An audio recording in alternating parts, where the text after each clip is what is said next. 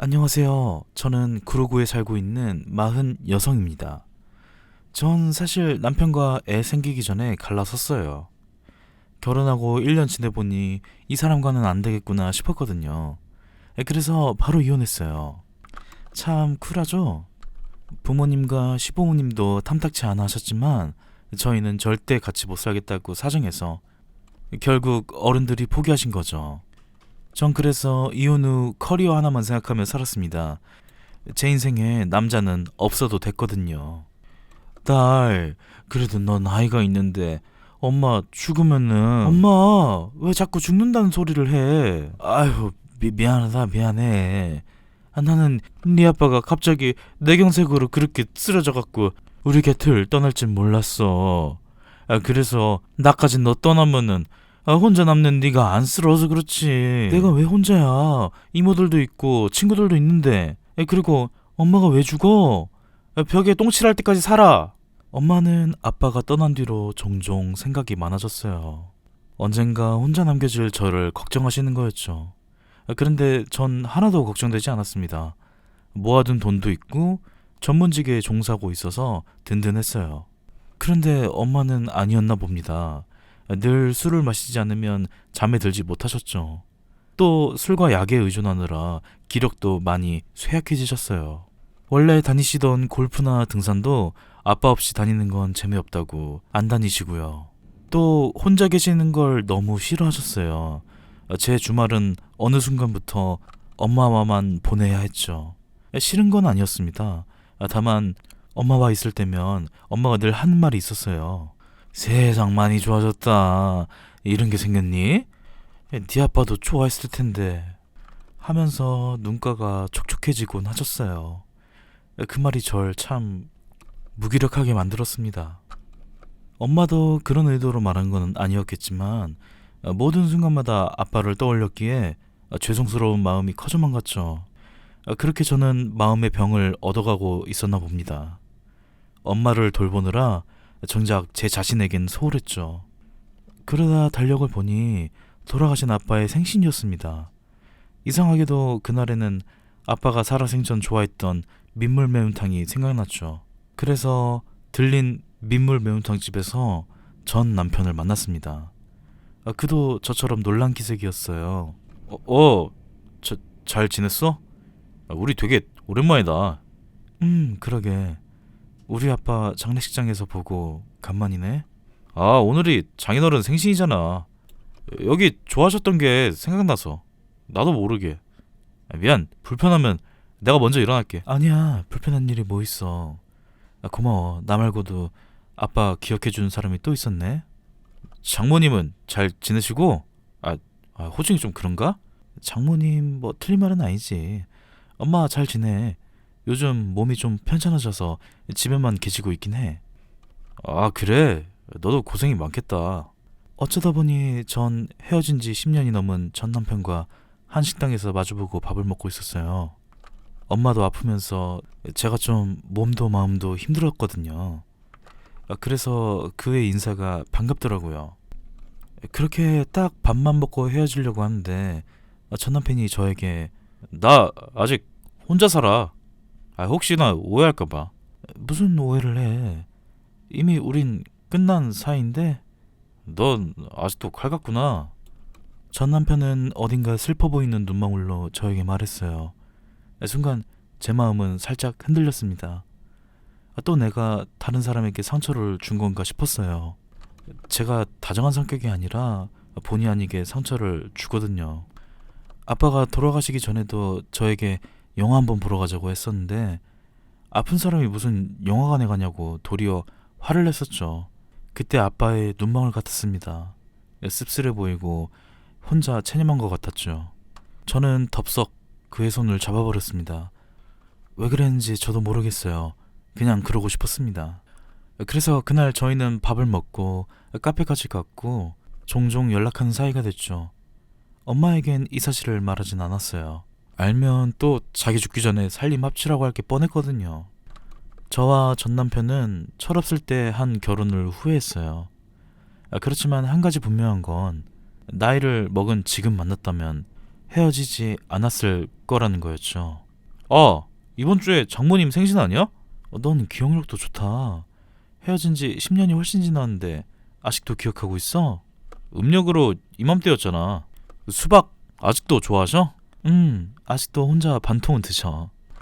저는 이 말을 하면서 가슴 한 곳이 시큰거렸어요. 이미 지나간 인연이라고 생각했는데 아직도 기억해줘서 고마웠죠. 사실 저는 예전 시댁 식구들을 기억하고 있지도 그리워하지도 않고 있었거든요. 그래서 전 남편에게 더 고마움이 느껴졌나 봅니다. 나보다 따뜻한 사람이라 누군가를 챙겨주는 것에 능하기도 했고요. 어머니, 이건 별건 아닌데요. 무등산 수박이라고 해서 사왔어요. 아이고, 우리 김서방. 매번 뭘 이렇게 사와. 빈손으로 와도 되는데. 엄마와 전 남편은 죽이 참 잘 맞았어요. 언제적 김서방과 장모님이라는 호칭을 아직도 사용하는 건지. 그래도 엄마의 밝은 모습을 간만에 볼 수 있어 좋았죠. 엄마는 실버타운에 계셔서 혼자 있는 시간이 많았는데 전 남편은 저랑 같이 가지 않아도 엄마를 자주 찾아갔어요. 그래서 엄마도 제 옆에 전 남편이 있음에 고마워했죠. 강희야, 엄마가 언제까지 이렇게 살 수 있을지 몰라. 엄마, 또 그 소리야? 병이 있는 것도 아니면서 왜 그래? 원래 나이 들면 안 아픈 곳이 없어. 언제 죽을지 모른다고.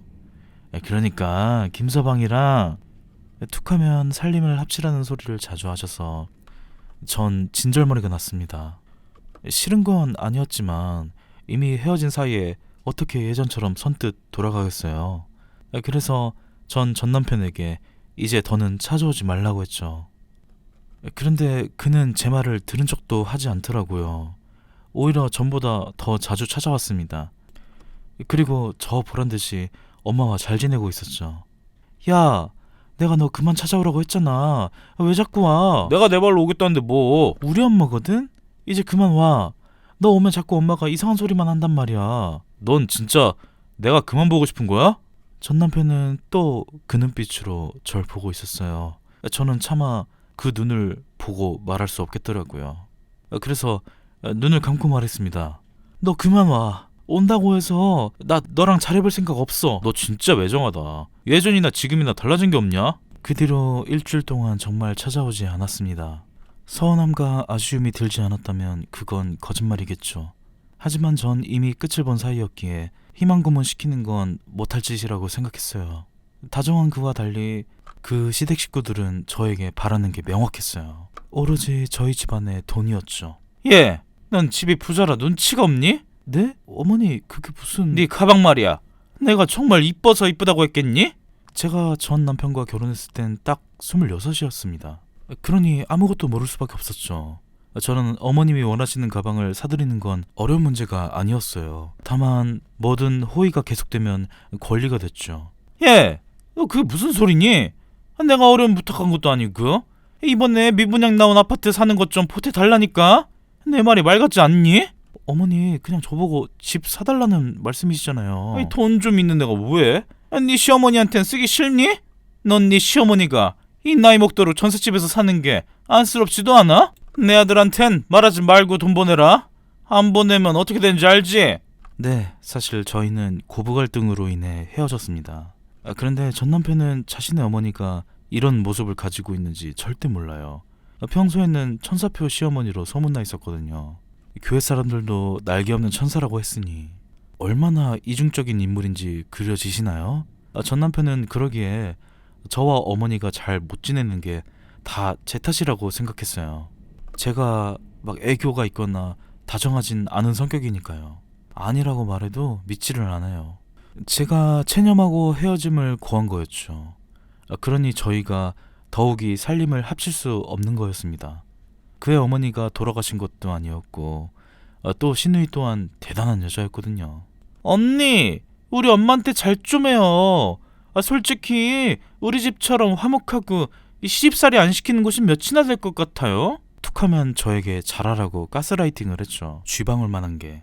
그 당시 전 제가 부족하다고 생각해 뭐든 잘하려고 노력하기도 했어요. 아빠가 사다 주신 명품 코트를 쥐방울 아니 시누이에게 줄 정도로 잘 보이고 싶어 했었죠. 그럼 뭐하나요? 그들에게 전 동네 북 같은 존재였는데. 언니, 이거 진짜 모피 맞아요? 나 이거 입고 동창회 갔다가 페이크 퍼인 거 밝혀지면 개쪽이니까 솔직하게 말해봐요. 아가씨, 제가 왜 페이크 퍼를 입겠어요? 아, 맞다. 언니 강남에서만 자랐지? 지하철도 타봤어요? 우리랑 지내는 건 거의 뭐 서민 체험 그런 건가? 세상에. 무슨 행동을 해도 좋게 볼 생각이 없어 보였죠. 사랑만 있다고 가능한 게 결혼이 아니잖아요. 그러니 이 만남을 지속해선 안 된다는 걸 잘 알았습니다. 그런데 그는 아니었나 봅니다. 또다시 얼굴을 들이밀었어요. 뭐야? 오지 말라고 했잖아. 왜 말 안 했어? 뭘? 갑자기 찾아서 왜 그래? 우리 집 때문에 이혼하자고 한 거야? 그는 어떻게 알고 온 건지 과거에 이혼할 수밖에 없었던 이유를 알아냈죠. 전 저만 사라지면 된다고 생각했는데 아니었나 봅니다. 그는 과거 시어머니와 시누이가 한 행동을 사과했어요. 무릎까지 꿇고서 말이죠. 그리고 제가 원한다면 인연을 끊겠다는 말까지 했어요. 효자인 그의 입에서 그런 말이 나오다니 신기했죠. 전 그럴 필요 없다고 했지만 저희 엄마의 성화에 못 이겨 다시 살림을 합치게 됐습니다. 원래 살던 신혼집은 처분했고 아빠가 돌아가시면서 남겨두신 본가 집으로 들어갔죠. 다시 결혼식을 올리거나 하진 않았어요. 그냥 같이 사는 거에 의의를 두었죠. 혼인신고는 봐서 나중에 하기로 했는데 그러길 정말 잘했더라고요. 전 남편은 달라지지 않았어요. 오히려 저에게 더 다정했죠. 과분한 사랑을 받는다고 생각했는데 그는 저 몰래 전화를 받으러 나간 일이 종종 있었죠. 전 그 전화가 누구에게서 걸려온 건지 듣지 않아도 직감적으로 알았습니다. 시어머니와 시누이 같았죠. 피는 물보다 진한 거니까요. 전 그러려니 했는데 전 남편은 아니었나 봅니다. 갑자기 주말에 어딜 가자고 해서 나갔더니 시어머니와 시누이가 식당에서 절 기다리고 있었죠. 그리고 사람 좋은 표정으로 저에게 말을 걸더군요. 아이고, 잘 지냈니? 그간 얼굴이 많이 상했네. 네, 뭐 그냥 저냥 잘 지냈어요. 엄마, 우리 강희한테 이상한 말 하지 말고 사과해요. 그래 아들, 알겠어. 미안하다 강희야. 내가 그땐 정말 미안했어. 이제라도 잘 지내보자. 저는 시어머니의 사과 같지 않는 사과를 얼떨결에 받고 잠시 화장실로 가서 숨을 돌리고 있었는데 밖에서 시어머니와 시누이의 목소리가 들렸습니다.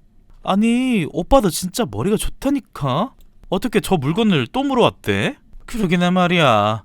덕분에 너 걱정은 안 해도 되겠네. 너 이번에 조심해라.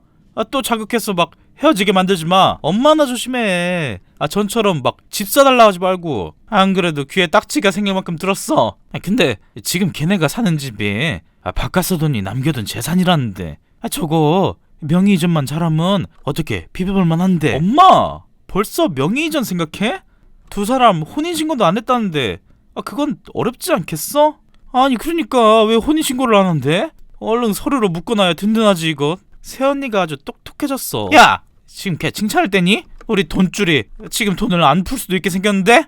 저는 화장실 칸 안에서 숨죽이고 듣고 있었어요. 두 사람 대화를 듣다 보니 제가 정말 제대로 호구였구나 싶었습니다. 절 사랑한 게 아니라 제 돈 때문에 의도적으로 접근한 거라니. 저는 문을 열고 나가 소리 지르고 머리채 잡고 싶었지만 꼭 참았습니다. 저들이 원하는 바를 이루기 직전에 복수해주고 싶었죠.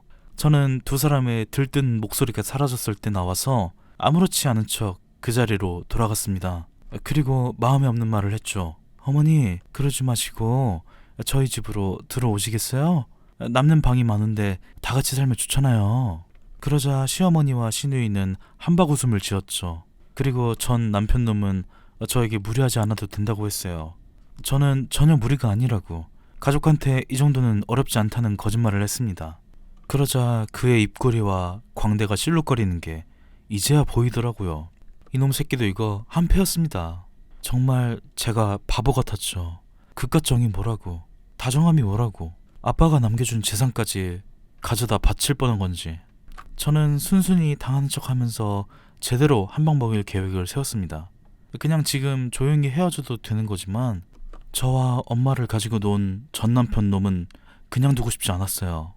딸, 엄마가 아침 했는데 먹고 가지 그러니. 어머니, 제가 원래 아침밥을 안 먹고 가서요. 언니, 엄마가 언니 먹인다고 아침부터 한 건데 한 입만 먹고 가요. 시누이와 시어머니는 저희 집에 살림을 제대로 차렸어요. 제가 집을 비웠을 땐 제 방에 들어와서 고가의 물건을 한 번씩 착용하고 나갔죠. 저는 집구석에 CCTV를 잘 달아놨답니다. 물론 아주 잘 숨겼죠.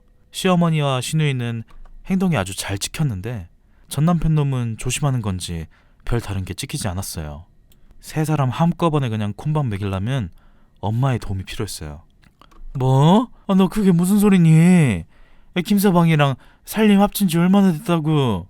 엄마, 나 믿지? 나도 그 사람 믿고 싶어. 그래서 엄마가 좀 도와줬으면 좋겠는데 엄마는 전 남편이 어떤 인간인지 말해도 믿지 않을 것 같았어요. 또 믿는다고 한들 그 충격을 감당할 수 없을 것 같아 전 엄마까지 속여야만 했습니다. 엄마는 전 남편에게 금고 비밀번호를 실수인 척 말하기로 했습니다. 금고 안에 있는 돈과 물건들이 사라지지 않으면 제가 혼인신고를 하겠다고 하자 엄마는 바로 전 남편 놈을 불러서 실수인 척 금고 비밀번호를 흘렸죠. 김서방 왔어. 아유 늙은이가 나이 먹었으면 죽어야 되는데 귀찮게 오라고 해서 미안해. 내가 금고에서 괜히 돈을 꺼내야 해서 강희가 알면 또 돈 어디다 쓰냐고 난리칠 것 같아서. 네? 어머니 댁에 금고가 있었어요? 그 내 서재방에 들어가면 책상 아래에 금고 하나 있어. 거기 비밀번호가 뭐냐면 전 남편은 엄마에게 신뢰를 받고 있는 상황이니 별 의심 없이 그대로 엄마의 말을 믿었죠. 그리고는 바로 엄마의 서재로 향하더군요. 전 CCTV로 다 지켜보고 있었습니다. 엄마가 부탁한 건 서류였으나 그는 결국 엄마 금고에서 서류와 돈 뭉치를 꺼내더군요. 아, 그래. 이게 진짜 네 모습이구나. 그리고 손살같이 사라지는 모습을 보니 우연치곤 계속 겹쳤던 만남과 헤어진 지 10년이라는 시간이 지났음에도 기억하고 있는 게 이상하더라고요.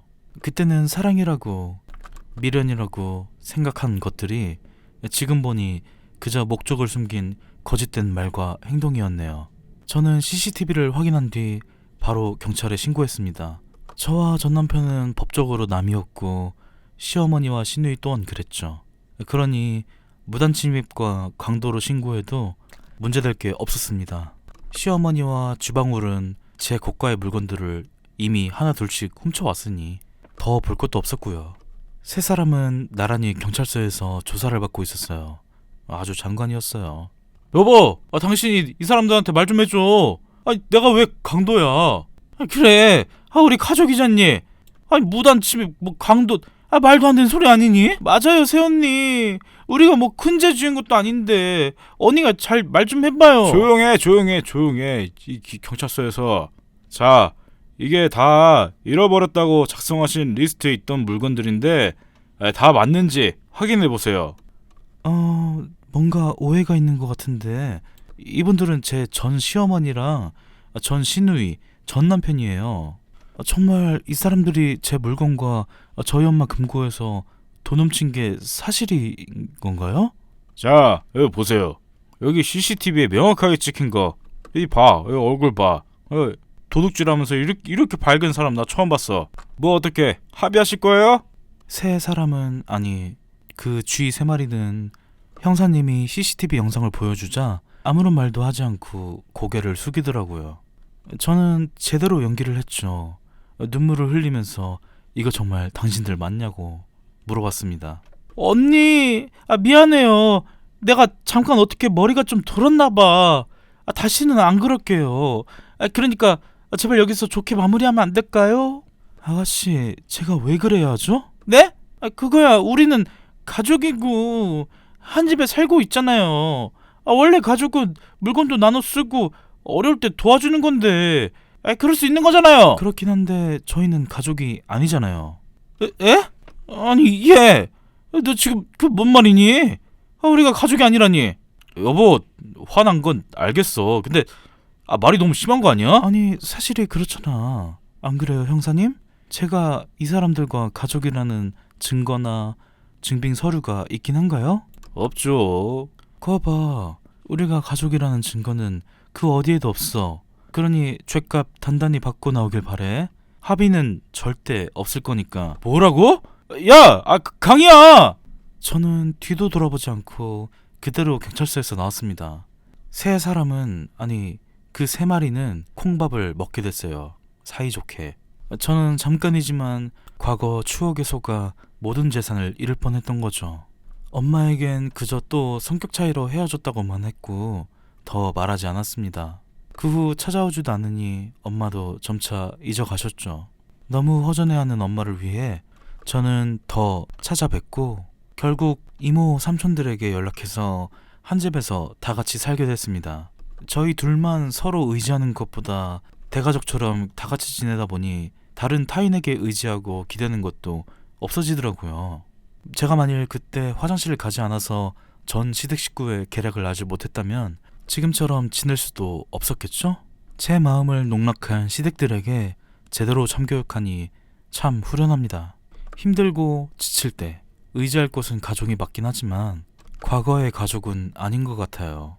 여러분들도 저처럼 험한 꼴 당하지 않길 바라며 사연 마무리하겠습니다. 네, 정말 다사다난한 사건으로 마음고생하신 사연자분의 사연을 잘 읽어봤는데요. 힘들고 지칠 때 기댈 곳은 체력과 모아둔 돈이라는 말이 생각나네요. 안녕하세요. 저는 안양에 살고 있는 35살 여성입니다. 최근 저에게 드라마 같은 일이 벌어졌어요. 제 인생에서 2번은 벌어지지 않았으면 하는 일이 벌어져서 사연 보냅니다. 저는 29에 결혼했지만 아이는 재작년에 낳았어요. 6년 동안 아이를 낳으려고 노력했지만 유산도 하고 사건 사고가 많았답니다. 그래서 내사주엔 아이가 없는 건가 했어요. 그래도 다행히 아기 천사가 찾아왔죠. 그런데 이 아이가 제 아이가 아니라고 합니다. 이게 무슨 뚱딴지 같은 소리지 싶으시겠지만 사실입니다. 주말 연속극에만 나오는 출생의 비밀이 저에게 벌어질 거라곤 저도 생각 못했어요. 사실 제가 몸이 좋지 않아서 계속된 계류 유산으로 큰 스트레스였어요. 시댁 식구들도 은근히 눈치를 주고 있었고요. 제 남편이 의사라 꼭 아들을 낳아야 한다는 시어머니의 염원이 있기도 했죠. 남편이 의사인 것과 아들을 낳아야 하는 게 무슨 상관이냐? 저도 모릅니다. 시어머니의 염원이니까요. 그렇게 매번 부적을 받아오셔서 제 속옷에 넣으셨습니다. 제가 비밀번호를 알려드리진 않았지만 열쇠 아저씨를 불러서까지 들어오시고는 부적을 넣고 가셨죠. 저 역시 이런 점이 불만이었지만 아이도 못 낳는 처지인 제가 강하게 말할 수는 없었어요. 그래서 남편이 저를 대신해 그러지 말아달라고 했죠. 엄마, 제발 좀 이런 거 하지 마요. 이러니까 우리가 스트레스 받아서 살 수가 없어. 아들, 네가 왜 스트레스를 받니? 아니, 밖에서 고생한 네가 왜 스트레스를 받아? 니도 나도 힘드니까 제발 그만 좀 하세요. 부적 쓴다고 애 생기진 않는 거 엄마도 알잖아. 내가 오죽하면 이러겠니? 오죽하면? 애를 낳아야 대를 잇는 거지. 네 나이가 곧 40인데. 우리가 알아서 할게요. 제발. 남편의 절규를 끝으로 좀 잠잠해졌다만 또 스멀스멀 부적을 가지고 오시거나 이상한 탕약을 가지고 오셨죠. 저는 그냥 해탈했습니다. 그런데 오히려 어머니 입에서 예상치 못한 말이 나왔습니다. 너희 그냥 애 낳지 말고 살아라. 어머니? 정말 진심이세요? 그래, 너희가 결혼한 지 1, 2년 지난 것도 아니고 애 생기려 했으면 진작에 생겼겠지.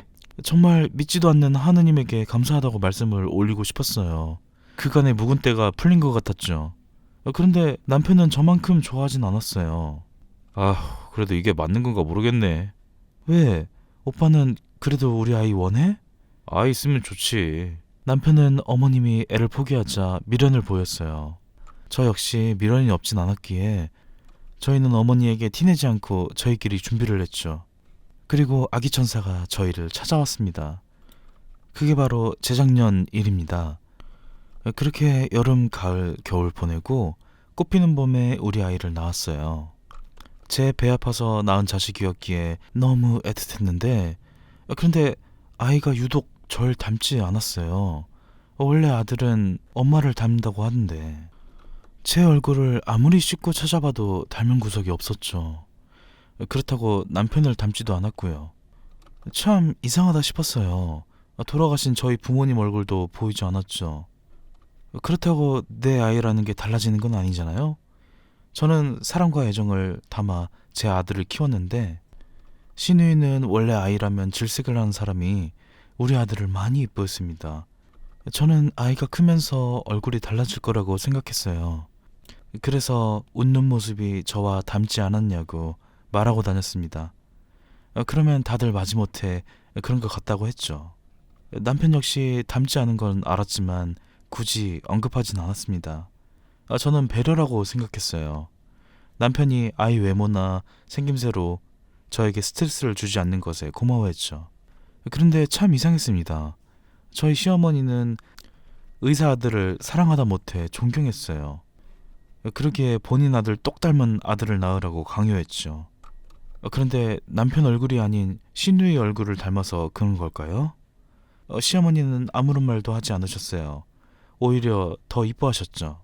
아이고 우리 장손, 너도 의사 돼야 된다. 엄마, 아직 말도 못하는 애한테 무슨 소리야? 원래 조기 교육이 중요한 법이야. 얘 영어 유치원 보낼 거지? 네? 아직 2달밖에 안 지나서 아직 유치원은 이른 것 같은데. 이르긴 무슨! 저 얼른 놀이학교부터 빨리 보내! 시어머니의 재촉으로 저희 아이는 놀이학교를 다녔죠. 그 학교는 신우이가 운영하는 기관이었습니다. 신우이는 졸업 후 돈을 쓰기만 했어요. 그 모습이 꼴보기 싫다고 시아버지가 프랜차이즈 놀이학교를 차리셨고 신우이를 원장으로 앉혀놨죠. 뭐 말이 원장이지 바지 사장에 불과했죠. 그래서 모든 잡일부터 이런저런 수업 준비는 선생님들과 제가 같이 했어요. 참고로 저는 그냥 사무직 직장인이었는데 신우이의 놀이학교 개원 이후 불려다니고 있죠. 이런 제 모습이 참 답답한 고구마의 호구 같죠. 그런데 저에겐 선택의 여지가 없었습니다. 애도 못 낳는 아내이니 쫓아내지 않는 걸 고맙게 여기라고 하셨죠. 시어머니의 이런 무언의 압박이 제가 일하게 만들었고 저는 놀이학교의 선생님도 아니지만 매일 출근해서 청소하고 신우이가 부르면 달려가서 해결해 줍니다. 출산 전까지 계속 일했는데요. 심지어 신우이는 반년 동안 유럽 여행 가겠다고 자리를 비워서 제 몸이 더 힘들었죠. 배가 뭉치고 피비침이 반복됐었죠. 얘, 너 설마 임신했다고 바로 안 나오거나 그럴 건 아니지? 안 그래도 네 신우이 없어서 공색인데 너라도 있어야 할 거 아니니? 제가 월급을 받고 일하는 것도 아니었는데 전 매일 출근해야 했었죠. 이런 상황을 남편도 잘 알았지만 오히려 신우이가 유럽을 잘 갔는지 거기서 무슨 일을 겪은 건 아닌지 하는 걱정을 했고 제 걱정은 하지 않더라고요. 심지어 제 뱃속에 아이도 있는데 말이죠.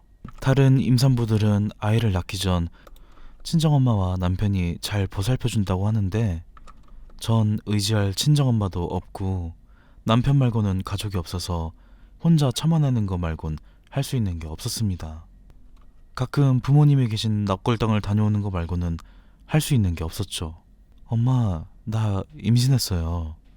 살아생전에 나 결혼하는 건 보겠다고 하시더니 정말 결혼식 다음 날에 돌아가시면 어떡해. 엄마 손주도 보고 가야지. 아빠가 많이 그리웠구나. 아빠, 엄마랑 잘 지내고 있죠? 거기선 싸우지 말고 잘 지내요. 가끔 나랑 우리 아이 잘 지내나 봐주고 꿈에도 나와줘요. 보고 싶어요. 납골당 들린 날은 저녁 시간이 지나서 집에 들어갔죠. 당신 홀몸도 아닌데 또 거기 갔다 왔어? 그래도 괜찮아. 오늘은 내일 출근할 사람이? 왜 다녀온 거야? 당신 이렇게 당신밖에 모르는 이기적인 사람이었어? 뭐 이기적? 여보, 나 지금 임신 중인데 지금 당신 여동생이 유럽 여행 가서 내가 바쁜 건 안 보여? 미안. 내가 말이 심했지? 그날 바로 남편이 사과를 해서 풀긴 했지만 원래 다정한 사람이 저에게 모진 말을 하는 게 참 서글펐죠. 시어머니의 출산 강요 속에서 남편이 든든하게 지켜줬기에 결혼 생활이 가능했었는데 몇 해 전 모습과 달라져 혼란스러웠어요. 남편은 일이 바쁘다는 이유로 저와 산부인과 한번 가지 않았습니다. 늘 혼자 갔죠. 여보, 우리 꼬물이 초음파 사진 봐봐요. 코가 오똑한 게 당신 닮은 것 같지 않아? 뭐가 보이긴 해? 난 잘 모르겠네. 그래요? 여기가 애기 눈이고 여기는 좀 나 지금 일하는 거 안 보여? 내가 집까지 일거리를 가져왔으면 그만큼 바쁜 거잖아. 나 좀 혼자 있게 해줘. 미안해요. 남편은 출산일이 다가올수록 예민해졌고 신경질적이었습니다. 제가 무슨 말을 해도 잘 듣지 않았죠. 하루는 제가 아이 성별을 들으러 병원을 다녀왔는데 분명 진료하면서 보여준 초음파에선 딸이었어요. 그런데 의사 선생님이 딸이 아닌 아들이라고 하는 겁니다. 네? 아들이요? 딸이라 생각했는데 아까 초음파에도 달려있는 게 안 보이지 않았나요? 산모님, 제가 초음파 하루 이틀 하는 것도 아니고 이런 걸 틀리겠어요? 왕자님 맞습니다. 다른 산모님들은 아들 낳고 싶어 하는데 독특하시네요. 그래요? 제가 시력이 1.5라 정확하거든요. 그런데 의사 선생님이 아니라고 단호하게 말씀하시니 이상하다 생각했지만 제가 예민한 건가 싶었어요. 혼자 가서 진료를 받았기에 누군가에게 물어볼 수도 없었고요. 여보, 내가 오늘 초음파를 봤는데. 병원 다녀왔어? 예정일이 언제지?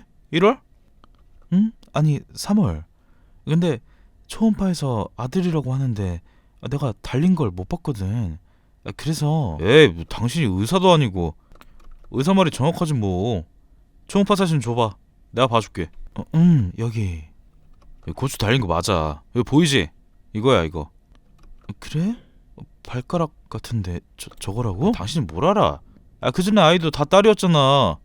그래서 잘 안 보인 걸 수도 있어. 당신이 그렇다면 그런 거지 뭐. 시어머니는 제 뱃속의 아이가 아들이라는 걸 알고 좋아했어요. 태어나지도 않은 아이인데 철학원에서 좋은 사주를 가지고 오셨죠. 이날 이 시간에 나와야 한다. 이 사주가 대성한데. 어머니, 아기가 제 마음대로 나올 수 있는 게 아닌데 아시잖아요. 참을 수 있다고 참아지는 게 아니라는 거. 난 내 둘 낳았지만 다 그렇게 낳았다. 저는 3월 4일이 예정일이었지만 10일까지 낳지 않고 참고 견뎠습니다.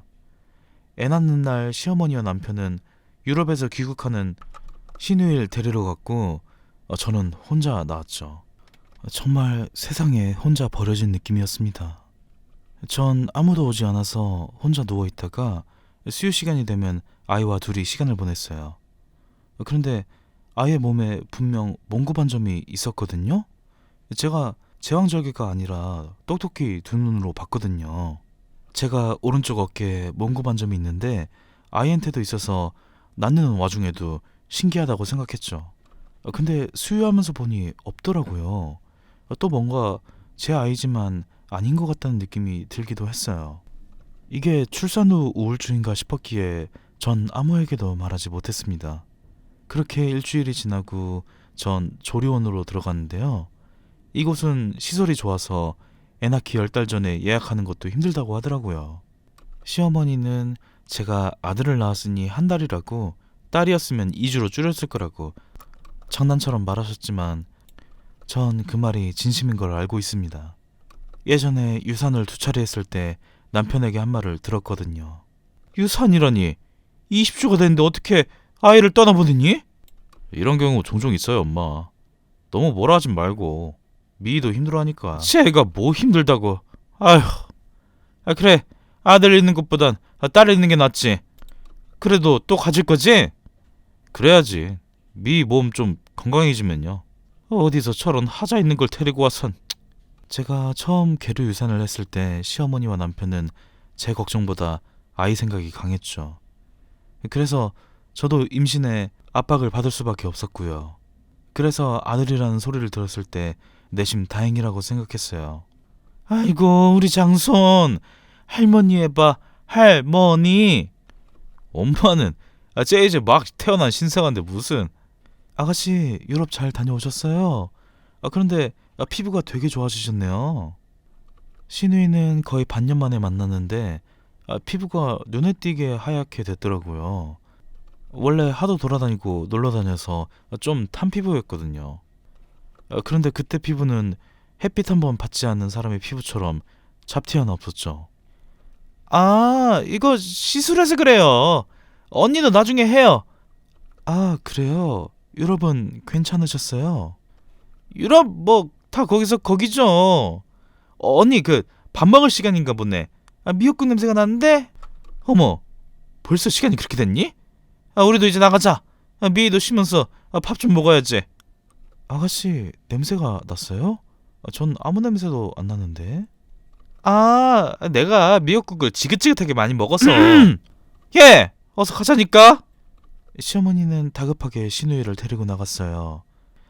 제가 분가 전에 같이 살아봐서 아는데 신우이는 냄새에 둔한 편이라 향수를 엄청 진하게 뿌리고 다녔어요. 여기 방금 신우이가 있다가 갔나 보네를 짐작할 수 있을 정도로 향을 강하게 썼죠. 그런 신우이가 저와 시어머니도 맡지 못한 미역국 냄새를 맡았다는 게 이상했죠. 유럽에서 한식이 많이 그리웠나 싶었죠. 아니, 제가 바보였어요. 계속 이상한 일들이 연달아 있었지만 눈을 감고 보지 않은 셈이었죠. 수상한 일들은 이 뒤에 계속됐습니다. 제 아들 찬이가 놀이학교 다니면서 본격적으로 이상한 일이 잦아졌어요. 아니 선생님, 원장님이랑 찬이가 진짜 많이 닮지 않았어요? 어머머머머, 나만 느낀 거 아니죠? 미희님이 들으실까봐 조심스러운 건데. 진짜 엄마가 원장님 아니에요? 놀이학교 선생님들은 뒤에서 제 아들 찬이와 신우이가 진짜 모자 사이가 아니냐는 말을 했죠. 전 무시하면 그만이라고 생각해 들어도 별말을 하지 않았습니다. 누가 뭐라고 해도 제 아이였으니까요. 그런데 여보, 주말에 찬이랑 근교 공원이라도 다녀올까? 나 그날 찬이랑 놀이공원 다녀오려고. 응? 당신 혼자 찬이를 돌볼 수 있겠어? 진영이랑 같이 가려고. 걔가 뭐 입장권이 있대. 아가씨가? 입장권이 몇 장 있으신데? 몰라? 그건 안 물어봤지. 근데 3장 있겠지? 그래, 알겠어요. 솔직히 3장이면 가족끼리 다녀오라고 주지 않나요? 저는 불만이 있었지만 그래도 주말에 쉬자라는 생각으로 버텼습니다. 그런데 그 주 주말 저녁 아들과 남편은 들어올 생각이 없어 보였어요. 전 아이가 잘 먹는 계란새우밥과 김자반, 그리고 남편이 좋아하는 된장찌개와 두부조림을 한 상 차리고 기다리고 있었는데 밥 먹을 시간이 지나도 들어오지를 않아 전화했죠. 올롤롤롤롤롤, 여보, 저녁 시간 지났는데 언제 와요? 미안, 먹고 들어가는 거 깜빡했다. 지금 진영이랑 밥 먹고 나가고 있어. 우리 1시간 안에 도착해. 그래요, 알겠어요. 띠로록. 세 사람이 진짜 식구고 저는 그저 가정부 같더라고요. 차려놓은 식탁을 치우면서 제 신세가 참 처량했죠. 아이를 낳으면 다 해결될 거라고 생각했는데 그것도 아니었으니 제가 힘들 수밖에 없었어요. 그리고 그날 저녁 갑자기 찬이가 열이 났어요. 여보, 빨리빨리 119. 고열에 경기까지 있어서 아이를 잃을까 무서웠습니다. 제가 무슨 정신으로 병원까지 갔는지 모르겠어요. 남편도 급하게 나와서 실내화를 신고 나왔고 저는 신발도 짝짝이로 신었더라고요. 그런데 저희 부부보다 놀란 사람이 있어 보였으니 그건... 언니! 아니 애를 어떻게 키웠길래? 진영아, 진정 좀 해. 아니 좀 놔봐. 엄마라는 사람이 애도 제대로 못 보면 언니가 집에서 하는 게 뭐예요? 아가씨, 저도 놀랐어요. 제 아들인데 저라고 안 속상할 것 같으세요? 예! 너도 그만해라. 병원에서 이게 무슨 소란이니? 시어머니는 저와 신우이를 말리셨어요. 제 아들 열은 생각보단 큰 문제가 아니었습니다. 키위 알레르기가 있어서 고열과 경기를 일으킨 거였죠. 근데 저와 남편은 키위 알레르기가 없거든요. 심지어 아토피나 비염도 없는데 저희 아들 찬이가 알레르기가 있는 게 참 이상했죠. 더 이상한 건 그 알레르기를 시댁 식구 중에 신우이만 가지고 있다는 사실입니다. 놀이공원에서 마신 주스에 들어있었나봐. 언니, 아까는 미안. 나도 놀라서. 제 마음 알죠? 네. 근데 아가씨, 당분간 찬이 놀이학교 안 보낼게요. 네? 아니 그래도 찬이 안 나오면 언니 혼자서 보려고요? 네, 저도 놀이학교 당분간 못 갈 것 같네요. 애 낳고 한 달 쉰 거 말고 제대로 못 쉬었더니 좀 힘드네요. 아니 그래도 이건 너무 갑작스러운데. 예! 아니 넌 네 새언니가 그동안 도와준 건데 고맙다고 해야지. 시어머니는 신우이의 옆구리를 찌르며 자제시키더군요. 원래 시어머니 성격이라면 절대 그러지 않을 사람이었는데 호구인 제가 강하게 나오는 걸 보고 경각심을 가진 것 같았죠. 저는 그날 시어머니의 수그러진 반응에 확신이 들었습니다. 저에게 숨기고 있는 게 분명했고 아이를 낳았던 산부인과를 찾아갔습니다. 그런데 제 담당 선생님이 병원을 개원해서 그만뒀다고 하더라고요. 그래서 개원한 병원 이름을 물어서 찾아가니 익숙한 건물이 보이더라고요. 네, 그 건물은 시어머니가 가지고 있는 건물이었습니다. 신우이가 운영하고 있는 노래학교와 가까운 거리였죠.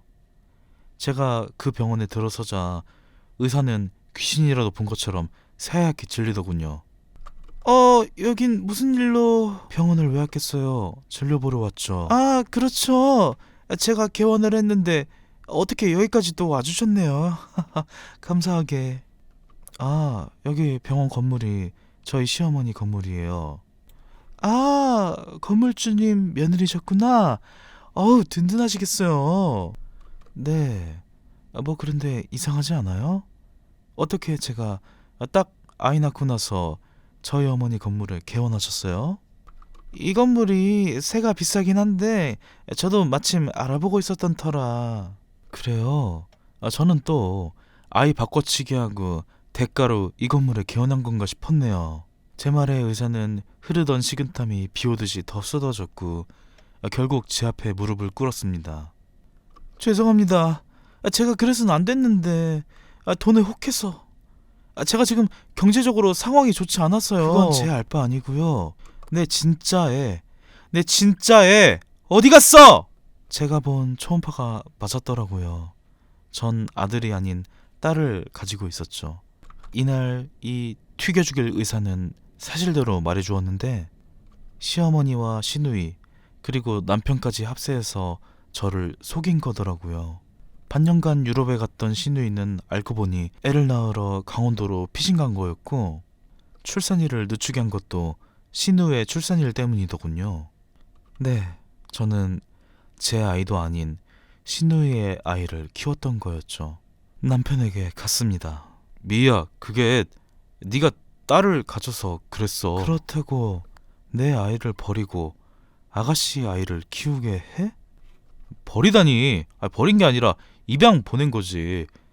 딸을 원하는 가족한테 사랑받으면 좋잖아. 뭐? 난 아들 딸 가리지 않고 사랑해줄 수 있어. 어머니도 너도 아니 니네 집안까지 내가 가만 안 둘 거야. 남편은 미안하다는 말만 할 뿐 아무런 행동을 취하지 않았어요. 전 분이 풀리지 않아 노래학교를 찾아갔죠. 언니 마침 잘 됐다. 나 지금 여기 업체랑 말이 안 통해서 그런데 언니가 말 좀 잘해줘요. 우리 원생이 몇 명인데 딸기밭 대여를 안 해준대. 신우이는 평소처럼 저를 보자마자 일을 시키대요. 저는 신우이 머리를 덥석 잡았습니다. 이거 뭐야? 언니 미쳤어요? 이 손 놔! 야, 너 같으면 놓겠냐? 네, 어쨌어. 이 미친 또라이야! 뭐? 무슨 애? 나 아파. 언니 놔요. 놓고 말해. 내 아들이 네 아들이라며. 너 결혼도 안 한 게 어디서 누구 애를 임신해서 나한테 키우게 해? 언니가 그걸 어떻게? 신우이는 노래학교 선생님들한테 들어가라고 소리쳤지만 이미 재미있는 구경거리가 생긴 터라 다들 듣지 않았죠. 그렇게 신우이는 결혼 전 임신 사실이 밝혀졌고 찬이의 친모라는 것도 알려졌습니다. 어쩐지 닮았더라. 튀겨 죽일 놈들. 시어머니는 저를 불러내서 딱 한마디만 했죠. 적어라. 네가 원하는 액수만큼 줄게. 종이와 펜을 저에게 내밀더군요. 저는 그 종이를 들어서 시어머니 앞에서 찢었죠. 돈은 필요 없고요. 이혼할게요. 그리고 고소도 할 겁니다. 이거 굉장히 중범죄인 거 아시죠? 예. 가족끼리 원래 아들 못 낳으면 다 이런 거야. 그러게 네가 아들 낳았으면 됐잖니. 아들은 저 혼자 낳는 건가요? 성별은 정자를 통해 정해지는 건데 됐고요. 저 고소장 접수할 거예요. 그리고 돈으로 해결할 생각 접으세요. 각종 죄목으로 평생 감옥에서 살게 만들어 드릴 거니까. 네가 돈은 있어서 그런 말을 하는 거니? 내 아들 돈 말고는 네 돈으로 뭘 할 수 있다고? 제가 왜 월급도 안 받고 놀이학교에서 순순히 일했겠어요. 비자금 관리까지 제가 했는데. 시아버지가 가진 사업체는 여러 개였고 탈세와 각종 비리를 놀이학교를 통해 돈 수탁을 했었죠. 저는 이 사실을 알고 있어서 장부 하나하나 기록해놨고 증거물도 충분했습니다. 이거 하나면 시댁은 휘청거리다 못해 풍비박산 나게 생긴 거였죠. 시어머니는 제 말을 듣고 부들부들 떨었고 결국 제가 원하는 방향으로 이혼하게 해주셨죠. 시아버지는 제게 장부를 넘기라며 갖은 회유를 했으나 저는 딱 재산분할 말고는 더는 받지 않겠다고 했죠. 남편 놈은 이제 와서 우리 아들이 안쓰럽지도 않냐고 하는데 사실 애가 무슨 잘못이 있나요? 결국 제 친딸은 찾지 못했고 전 양육권과 친권을 가지고 나왔어요. 누군가는 제가 바보 같다고 할 수 있겠지만 그래도 제가 사랑으로 키운 아이를 홀로 두고 나올 순 없는 노릇이잖아요. 저는 신우이와 남편 그리고 시어머니를 고소했고 합의해주지 않아서 여러 제목으로 입건됐다고 해요. 지금도 저는 친딸을 찾고 있고 가슴으로 키운 제 아들은 잘 크고 있습니다. 결말이 이래도 저는 이제 후련합니다. 제 드라마 같은 사연은 여기까지입니다. 이야기 들어주셔서 감사합니다. 안녕하세요. 충청도에 살고 있는 50대 여성입니다. 저는 아들 하나, 딸 하나 낳고 쭉 일하면서 살았어요. 저희 집은 다른 집들과 다르게 남편이 집안일을 하고 제가 돈을 벌어옵니다.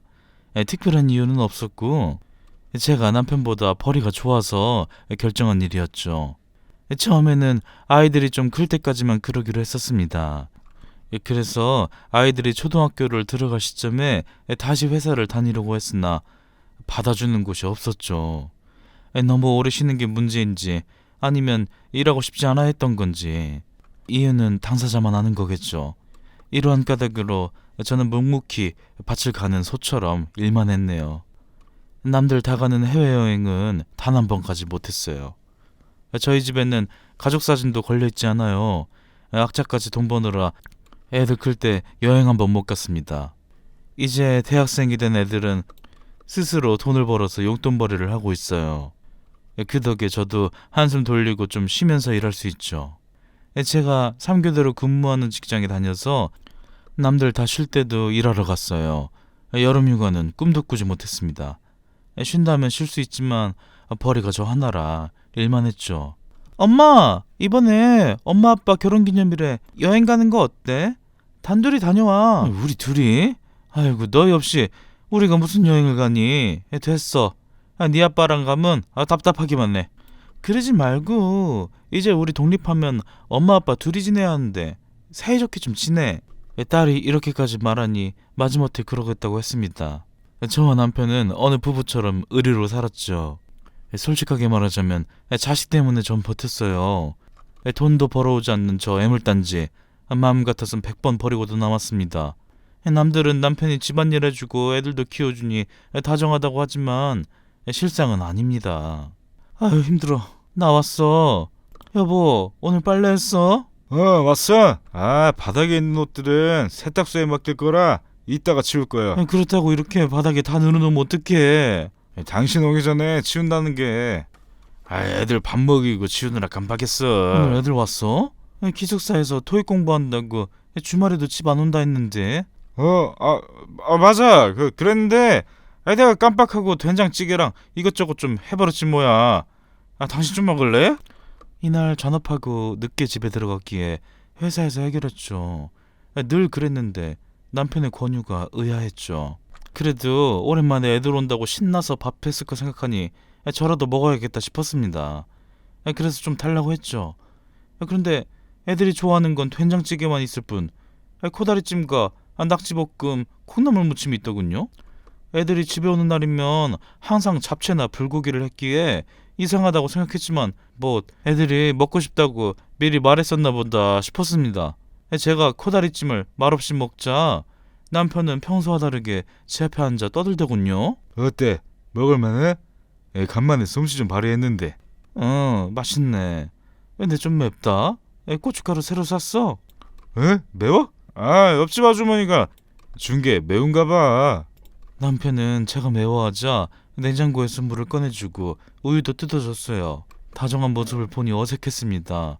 원래 다정한 남자였지만 제가 돈을 벌어오면서 제 눈치를 보는 일이 찾아졌고 자격지심이 생긴 건지 제가 무슨 말만 하면 반기를 들어서 서로 필요한 말이 있지 않는 한 대화가 없었거든요. 그런데 남편은 저 말고 모든 여성들에게 친절했습니다. 저희 아파트 부녀회장님은 매번 절 볼 때마다 하시는 말이 있었죠. 아유 수림이 엄마, 결혼 진짜 잘한 것 같아. 요즘 세상에 남편이 혼자 집안일에 애들까지 봐주는 사람이 흔치 않다. 수림이 엄마는 남편한테 진짜 잘해야 돼. 그렇게 진국에 사람 없어. 맞죠, 다 맞는 말입니다. 그런데 사람들은 저희 가족의 일부 모습만 보는 거잖아요. 실상이 어떠한지 모르니 하는 소리였죠.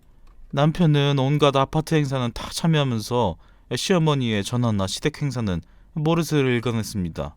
네, 그러니까 자기는 집안일이며 아이를 키웠으니 시댁은 제가 알아서 해결하라는 거였어요. 도리어 제가 시어머니한테 한 소리 듣는 게 좋은지 제가 한 행동을 다 미주알 고주알 시어머니에게 일렀죠. 여보, 대체 내가 회사에서 워크숍 가는 걸 어머니한테 왜 말씀드린 거야? 나도 필수로 어쩔 수 없이 가는 거 알잖아. 아니, 난 그냥 주말 이야기하다가 말한 거야. 어머니가 싫어하실 만한 내용은 안 말할 수 있잖아. 꼭 내가 한 소리 듣게 만들어야겠어? 아니, 그럼 내가 우리 엄마한테 거짓말이라도 하라는 거야? 그리고 네가 책임감 없는 거 맞잖아. 뭐? 내가 책임감이 없어? 그럼 우리 생활비는 당신이 나가서 돈 벌어 올 거야? 야, 너 지금 나 집에서 집안일 한다고 무시하냐? 부부싸움의 패턴은 늘 같았어요. 남편은 제가 본인을 무시한다고 생각해 화를 냈는데 제가 봤을 땐 남편이 절 무시하는 거라고 생각했죠. 갈등이 있으면 애들도 저희 눈치를 보니 되도록 싸우지 않으려고 했죠. 결혼 후 10년 정도는 자주 다퉜지만 그 이후로는 기대가 없어서 그런 걸까요? 기대보단 지적할 일이 있어도 말을 아꼈습니다. 어떠한 말도 곱게 받아들이지 않을 사람이었으니까요. 저는 그렇게 남편 눈치를 살피는 게 습관이 됐네요. 가정의 평화를 위해 저 하나 희생하는 건 큰 문제라고 생각하지 않았습니다. 남편은 이런 제 마음도 모르고 절 자극하기만 했죠. 지친 몸을 이끌고 집에 오면 항상 절 반기는 건 정리되지 않는 빨랫더미와 먹고 그대로 흔적을 남긴 음식들이었습니다. 제가 군말 없이 치우면 남편은 TV를 보면서 핸드폰만 했죠. 그게 아니면 배드민턴 모임에 나가야 한다고 밖에 나가고 없었습니다. 그러기에 저희 둘이 대화를 나누는 건 오랜만인 것 같았어요. 그래서 그런 걸까요? 할 말이 생각나질 않더라고요. 그래서 전 괜히 고춧가루로 입을 열었습니다. 옆집 아주머니가 고춧가루 가져다 주셨어? 고맙네. 이 비싼 거를. 우리도 뭐 드려야 되는 거 아니야? 이웃끼리 무슨. 나도 저번에 장모님이 주신 고구마 나눠 드렸어. 그래, 그랬어. 잘했네. 좋은 이웃 사촌이 있네. 마주치면 감사하다고 말씀드려야겠다. 당신이? 아니야. 내가 할 게 원래 집안일이나 이런 건 내 담당이잖아. 남편은 저에게 굳이 시간 내서 그러지 말라고 하더라고요. 이 사람이 어쩐 일로 날 배려해주지 싶었죠.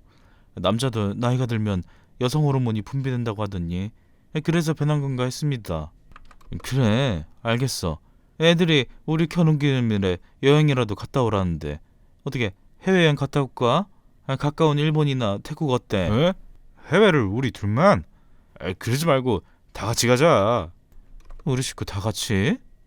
애들도 곧 있으면 종강하고 오잖아. 우리 가족여행도 제대로 간 적이 없는데 이번 기회에 다녀오자. 여보, 당신 왜 이래? 왜 이러냐니? 아니, 당신 원래 노는 거라면 언제든 나갔잖아. 배드민턴 모임 사람들끼리 막 해외여행도 가고 등산도 가는 사람이 갑자기 무슨 바람이 든 거야? 저희 가족 4명 중에 저 빼고 다들 여권이 있습니다. 남편은 모임이나 친구들과 여행을 종종 갔고 애들도 학교에서 수학여행이나 친구들이랑 일본이나 동남아를 갔죠. 저는 여권이 없으니 비행기 탈 일도 없었고요. 남편도 이 사실을 아는데 그렇다고 뭐 신경 써주거나 그러진 않았거든요. 오히려 자기가 어느 나라를 가는데 이 국가는 이런 문화가 있더라 하면서 저에게 알고 있었냐고 시험에 가까운 질문만 던졌습니다. 그런 사람이 가족여행을 가자고 먼저 회유한 건 참 희한한 일이었어요. 내가 생각해봤는데 우리가 결혼하고 벌써 23년 동안 여름 휴가나 어딜 간 적이 없더라고. 당신이 참 고생 많이 했지. 나같이 능력 없고 책임감 없는 남편 데리고 사라져서 고마워. 뭐야? 당신 윤종필 아니지? 누구야? 저에게 고마워, 고생했어 라는 말을 하지 않았던 사람이 이렇게 남발을 하니 온몸에 소름이 끼치고 닭살까지 생겼죠. 남편은 고맙다고 하면서 저에게 포옹까지 하려고 했습니다. 알겠어 알겠다고. 저리 가. 그래 당신 말처럼 그러자고. 그렇게 저희 네 식구는 태어나서 처음으로 가족여행을 가게 됐습니다. 해외여행을 가려고 했으나 성수기인 건지 비행기 가격이 너무 비싸더라고요. 그래서 결국 제주도로 가게 됐습니다. 애들도 엄청 좋아했어요. 엄마, 우리 제주도 가면 오메기떡 꼭 먹어야 돼. 그리고 고기국수랑 고사리 해장국. 야, 너는 먹는 거밖에 안 알아봤지? 아니거든. 아들과 딸이 성인인지라 남편과 아들이 번갈아 가면서 운전을 하기로 했어요. 딸은 식상과 숙소를 알아봤고 저와 남편이 정말 신경 쓰지 않은 부분까지 만반의 준비를 했더라고요. 엄마, 이거 써. 햇빛 강할 것 같아서 양산 챙겨왔는데 다행이다, 그치? 제주도는 해외여행만큼이나 사람이 많았어요. 어딜 가서 뭘 먹더라도 다 줄을 서서 기다렸죠. 그래서 딸이 양산과 선글라스를 챙겨왔더라고요. 그 덕에 땡볕에서 한숨 돌릴 수 있었죠. 여행은 즐거웠습니다. 진작에 자주 다니지 않은 게 아쉬웠죠. 애들한텐 미안한 말이지만 전 오전보다 오후에 식사하고 맥주 한잔하는 게 너무 좋았습니다. 이제 애들도 다 커서 속을 썩이지도 않고 오히려 제 고충을 알고 이해해주는 것 같아 감동이었죠. 그런데 남편은 핸드폰만 붙잡고 있었죠. 아빠, 거기서 뭐해요? 아빠가 좋아하는 딱새우 많이 남았는데? 아빠 곧 갈게. 왜 중요한 전화가 와서. 남편은 틈만 나면 전화를 붙잡고 있었어요. 여행까지 와서 왜 저러지 싶었는데 매일 붙어 다니는 배드민턴 사람 연락 같아서 그런가 보다 했죠. 그런데 제주도에서 마지막 날 밤에 아들이 저에게 살며시 오더군요. 엄마, 저 드릴 말씀이 있어요. 뭔데 그렇게 진지하게 분위기를 잡니? 혹시나 해서 말하는 건데 엄마는 아직 할머니 되고 싶진 않다. 그런 거 아니에요. 아들은 저를 끌고 예약한 펜션 뒤 주차장으로 갔습니다. 그리고 이제부터 자기가 한 이야기는 엄마만 알아야 한다고 신신당부를 했죠. 뭔데 그러니? 얼른 말해봐. 너 뭐 사고 친 건 아니지? 그게 사실 제주도에서 계속 제가 조수석에 앉았잖아요. 아빠랑 운전 번갈아 가면서 하고 또 제가 길을 보느라 그랬는데 그러다가 제가 아빠 핸드폰을 봤거든요. 아빠 핸드폰? 왜? 뭐 다른 여자랑 다정하게 찍은 사진이라도 봤어? 저는 장난으로 한 말이었는데 아들 얼굴이 겁에 질린 것처럼 사색이 돼서 저한테 되물어보더군요. 엄마, 다 알고 있었어요? 뭐가? 진짜 여자랑 찍은 사진이 핸드폰에 있었어? 그게 저도 얼핏 본 거긴 한데. 아들은 그 말을 시작으로 그동안 의심하고 있었다는 걸 털어놨습니다. 아빠가 매번 배드민턴 모임 간다고 하면서 땀 한 방울 흘리지 않고 들어온다는 것을 말해줬어요. 그리고 덧붙여 배드민턴 모임에 아예 들어가지도 않은 것 같다고 했죠. 그럴 리가. 너희 아빠가 배드민턴을 거의 10년을 치러 나갔는데. 엄마, 믿기지 않겠지만 맞는 것 같아요. 제 아들 원빈이는 딸 수림이 못지않게 꼼꼼한 애입니다. 기억력도 좋고요.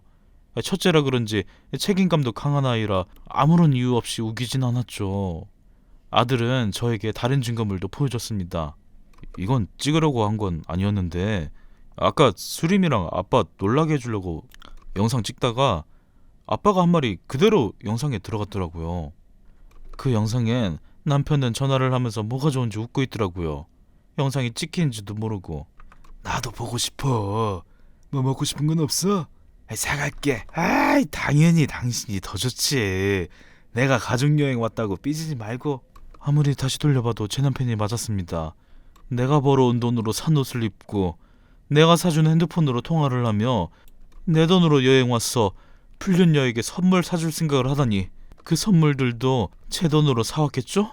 당장이라도 이 년놈들을 잡아다가 갈기갈기 찢어버리고 싶었습니다. 아니, 찢는 것도 제 손이 아플 것 같으니 어디 조용하고 한적한 곳으로 사람 시켜서 매장해버리고 싶었죠. 분을 이기지 못하고 손을 떨고 있으니 제 아들이 손을 잡아줬습니다. 엄마, 나랑 수림이는 엄마 팬인 거 알죠? 아빠가 외도한 사실 우리가 증언해줄게요. 참 고마우면서도 창피했습니다. 아이한테 손을 벌리는 부모라니. 또 이런 남자와 평생을 살아온 제가 바보 같고 머저리 같았죠. 그 머저리를 당장이라도 치워버리고 싶었지만 그래도 애들 아빠니까 전 최소한의 예의를 지키면서 헤어지려고 했습니다. 아들, 엄마 걱정해줘서 고마워. 그런데 이건 어른들의 문제니까 마음만 고맙게 받을게. 엄마, 나도 수림이도 둘 다 성인이에요. 우리도 어른이라고요. 아들 말이 맞았죠. 아직도 갓난아이 모습이 눈에 선하지만 제 아이들은 이미 번듯한 성인이 됐습니다. 그렇다고 불구덩이에 자식이랑 같이 들어가는 부모가 어디 있나요? 저는 우선 혼자 해결하겠다고 했죠. 제주도에서 마지막 날을 보내고 애들을 서울에 있는 제 동생 집으로 보냈습니다. 토익 공부며 자격증 공부같이 할 일이 많으니 방학 동안에도 서울에 있는 게 낫다고 남편한테 말했어요. 그러자 알겠다 하더군요. 아마 남편은 방학 동안 애들이 집에 와 있으면 바람이 들킬까 두려웠던 것 같아요. 평소라면 그래도 애들한테 가지 말고 아빠랑 있자고 여러 번 회유할 사람이 단번에 허락한 걸 보니 실감이 났죠. 이 배은망덕한 놈을 어떻게 요리를 해야 하나 고민이 많았습니다. 제 남편은 앞으로 다가올 일도 모르고 배드민턴 친다며 저녁마다 나갔습니다. 저는 일단 그러라고 했죠. 그리고 회사는 남편한테 말하지 않고 휴직을 신청했습니다. 제가 하나하나 다 따라다니기엔 저희 집은 차가 한 대라 곤란했는데 요즘은 돈만 주면 불륜 현장 잡아주는 업체가 있더라고요. 확실하게 사진 찍어주세요. 영상도 좋고요. 사모님, 저희가 이런 일 하루 이틀 하는 것도 아니고 다 실내로 다져진 실력이 있습니다. 너무 걱정 마세요. 저 금액은 일주일 따라다니는 거 100만 원인데 어떻게 해드릴까요? 저는 2주로 해서 200만 원 냈습니다. 그 안에 증거를 잡고 확실한 영상까지 찍으면 일주일분을 돌려준다고 했지요. 그러면서 저에게 이혼 전문 변호사를 소개시켜주더라고요. 저는 변호사는 거절했습니다. 이혼 생각이 없어서 그런 건 아니었고요. 오히려 제대로 하고 싶어서였죠. 저희 부모님은 로펌을 운영하고 계세요. 아빠와 엄마 그리고 동생까지 변호사죠. 그래서 전 가족들에게 맡겼습니다. 언니, 형부가 진짜 그랬다고? 그 여자는 누구야? 얼굴 봤어? 아니, 누군지 몰라. 근데 아마 우리 동네에 사는 사람일 것 같아. 매일 저녁마다 나가거든. 그러면 같은 아파트일 수 있어. 요즘 바람피는 남자들이 내연녀를 같은 아파트 다른 건물로 집 구해준대. 그래야 틈만 나면 만날 수 있으니까. 뭐 같은 아파트? 순간 저는 바로 옆집 아주머니가 생각났습니다. 제가 알기론 옆집 아주머니는 손자까지 있으신 할머니였어요. 그런 분이랑 불륜을 저지를 것 같진 않았습니다. 전 옆집에 고춧가루 담례로 제주도에서 산 귤을 챙겨서 갔죠. 그런데 옆집은 문을 열어주진 않더라고요. 그렇다고 안에 있는 사람이 없지는 않은 게 계속 기척이 들렸죠. 그냥 갈까 하다가 문이 열렸는데 젊은 여자가 나왔습니다. 누구세요? 안녕하세요. 저는 여기 옆집 사람인데 새로 이사 오셨나요? 원래는 할머니가 사셨는데. 네, 작년 겨울에 이사 왔어요. 그런데 왜? 이거 고춧가루 담례로 과일을 가져왔거든요. 저희 가족이 최근에 제주도에 다녀왔거든요. 지금 먹으면 진짜 저는 말하면서 신발장을 봤는데 제 남편의 신발이 보였습니다. 그제야 왜 이 여자가 문을 늦게 열어줬는지 알겠더라고요. 여기서 머리채 잡고 그냥 한바탕 뒤엎으려다가 의뢰한 금액과 확실한 증거를 생각해 겨우 참고 나왔죠. 감사해요. 저 귤 잘 안 먹는데 그래도 잘 먹을게요. 여자는 하나도 감사하지 않는 표정으로 말하더군요. 그 꼬라지를 보니 연락없는 불륜녀가 맞구나 싶었습니다. 딱 보니 30대 초는 되던데 아니 왜 능력도 없고 늙은 내 남편과 붙어먹은 건지. 그 집에서 나오자 의뢰한 곳에서 연락이 왔어요. 사모님 놀라지 말고 들으세요. 그 남편분의 불륜녀가 저희 옆집에 사는 거요? 알아요. 방금 보고 왔어요. 에? 아 그거 어느 틈에 증거 사진이 있기는 한데 여기서 미행 멈출까요? 아니요. 시간 다 채워주시고 영상도 부탁드려요. 그리고 이 여자 뒷조사도 같이요. 어떻게 글러먹은 여자길래 남의 집 가정을 파탄내는 건지 궁금했습니다.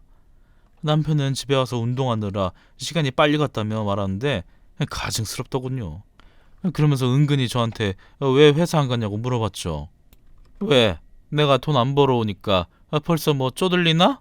아 그게 아니라 왜 말을 그렇게 해? 난 당신이 갑자기 일을 안 하니까 어디 아픈가 했지. 퇴해도 않는 걱정하지 마. 넌 내가 죽었으면 좋겠지?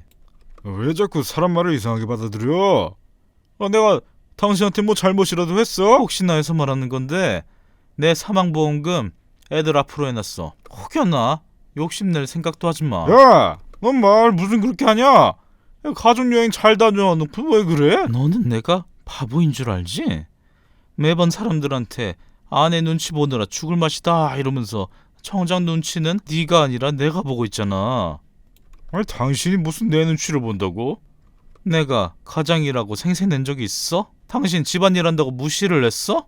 난 그런 적 없어. 오히려 당신 기 살려주려고 노력했지? 지금 입고 있는 그 옷들 다 내가 벌어서 산 것들이잖아. 야, 너 진짜 갑자기 이야기가 왜 글로 가냐? 진짜 치사해서.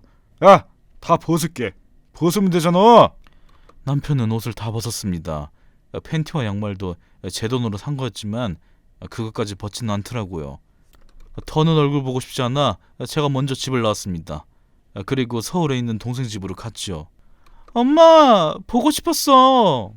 제 딸은 강아지 마냥 절 반겨줬습니다. 제 동생은 일 때문에 아직 바뀌었고 아들과 딸만 있더라고요. 전 아이들에게 이혼할 것 같다는 말을 했죠. 엄마, 그럼 뭐 계속 같이 살려고 했어? 난 솔직히 아빠한테 너무 실망했어. 수림아, 아빠가 잘못한 건 맞지만 그래도 수림이 아빠니까 너무 미워하지는 마. 딸은 아빠의 성까지 떼고 싶다고 했습니다. 아들 역시 그런 아빠가 이해가지 않는다고 했죠. 아이들이 제 편을 들어주니 고마웠지만 겪지 않아도 될 일을 겪게 하는 것 같아 미안한 마음이 더 컸습니다.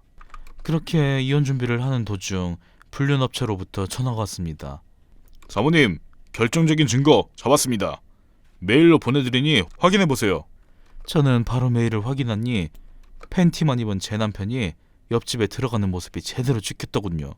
그 외로 다른 영상들이 더 있었지만 살색이 그냥 왔다 갔다 거려서 손만 다 비렸습니다. 저는 동생에게 영상을 보냈죠. 아휴, 상간녀소송도 할 거지? 그 여자 직업이 선생님이라고 했나? 응, 사립학교 선생님이라는데 아빠가 이사장이래. 재단도 커서 타격이 클 것 같은데? 이런 여자가 아이들을 가르치는 교단에 있는 건 말이 안 되는 일이었죠. 저는 교육청 홈페이지에 영상을 제보했습니다. 그리고 아파트 게시판에 불륜 커플을 소개합니다라는 글을 작성해 붙였죠. 야, 네가 올린 거지? 나 너 고소할 거야. 에? 남편은 제가 그 글을 붙이고 하루도 지나지 않아 역정을 내더라고요. 뭐 사실적시 명예훼손죄로 뭐 고소하겠다는데 그러라 했습니다. 당신 우리 애들한테 지금 씻을 수 없는 상처를 준 거야. 이렇게까지 끝을 봐야겠어? 그건 당신이 먼저 한 거지. 애들은 나만 행복하면 괜찮대. 우선 만나서 얘기하자. 집 비밀번호만 알려줘. 아니 그 도어락 기계까지 바꿔버리면 어떡해? 이야기는 법원에서 하고 연락하지 마. 저는 그 뒤로 남편을 차단했습니다. 사실 저희 집도 제 명이고 차도 제 명이거든요. 집에 있는 모든 살림도 다 제 돈으로 한 거고요. 남편 물론 집안일 했죠. 그런데 한 푼도 주고 싶지 않았습니다. 언니, 상간녀가 1억 주겠대. 제발 교육청에 올린 거 내려달라는데? 1억? 그래, 그러자. 그 정도로 창피했으면 됐지. 영상과 글은 일주일 동안 올라가 있었고 이미 많은 사람들이 봤을 거라 순순히 내려줬습니다. 그리고 이혼도 큰 문제 없이 잘 마무리했죠. 재산을 반으로 나눠서 그 인간 주는 것보단 회사에 기부해버리고 싶었지만 법적으로 줘야 한다고 하니 그래서 그냥 아파트 줬어요. 뭐 다정한 남자에서 불륜 저지르는 질 나쁜 사람으로 전락해버린 공간에 박혀서 영원히 나오지 말라는 의미였죠. 뭐 그 아파트를 팔던 살던 뭐 별로 중요하지 않았어요. 기억하는 사람들이 있고 그 인간이 쓰레기라는 사실이 더 중요하니까요.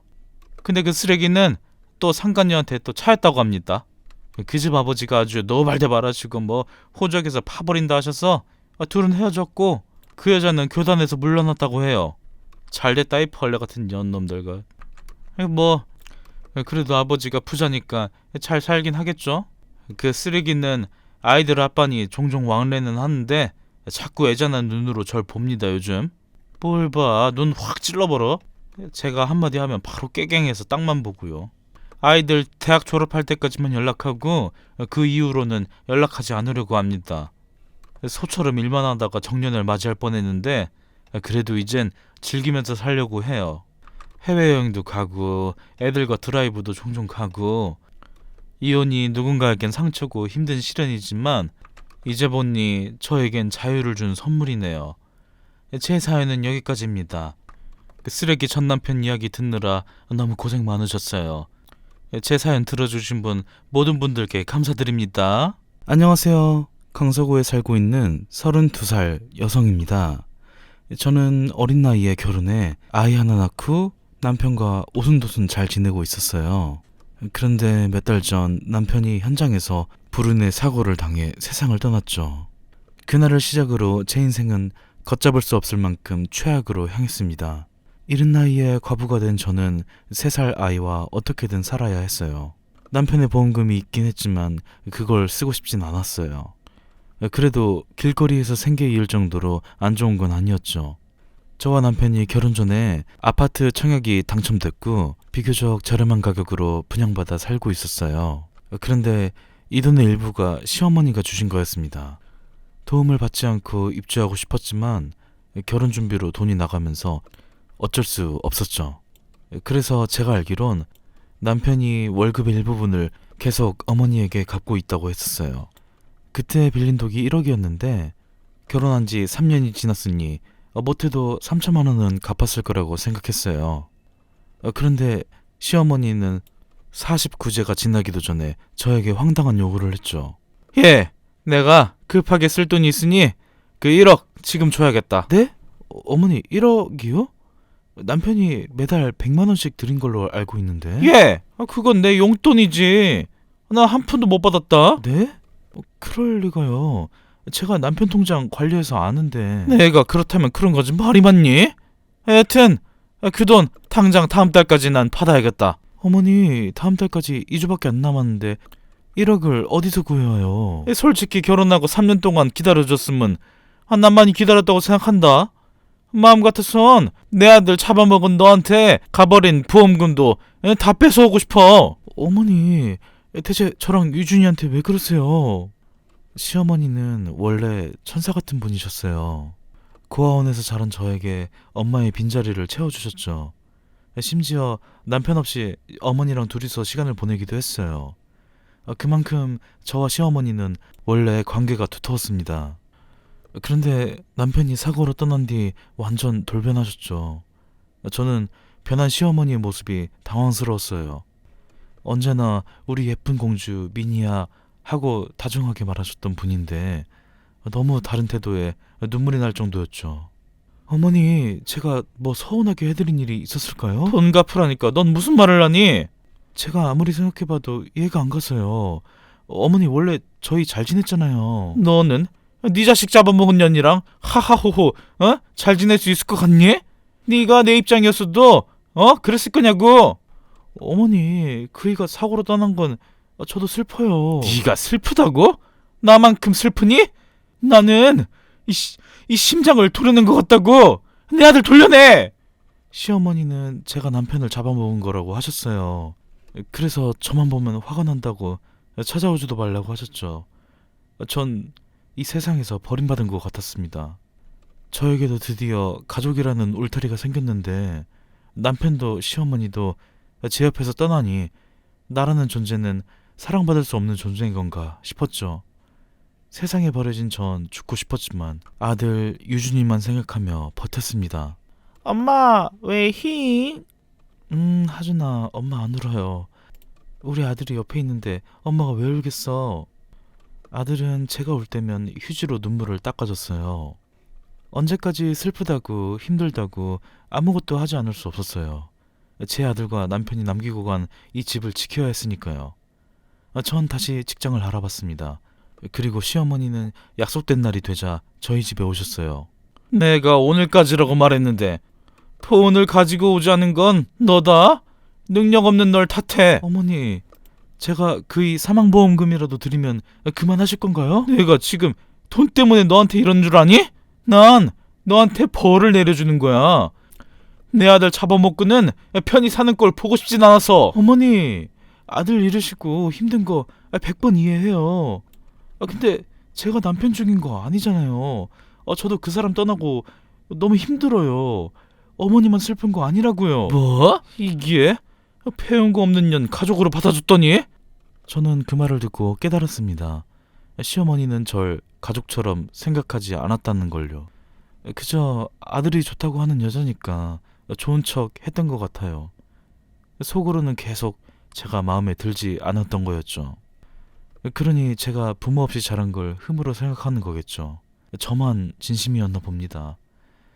한 번도 받아보지 못한 가족의 관심과 사랑에 취해 있던 게 잘못이라면 잘못인 거겠죠? 시어머니의 진심이 묻어나오는 말이 제 가슴을 후벼 팠습니다.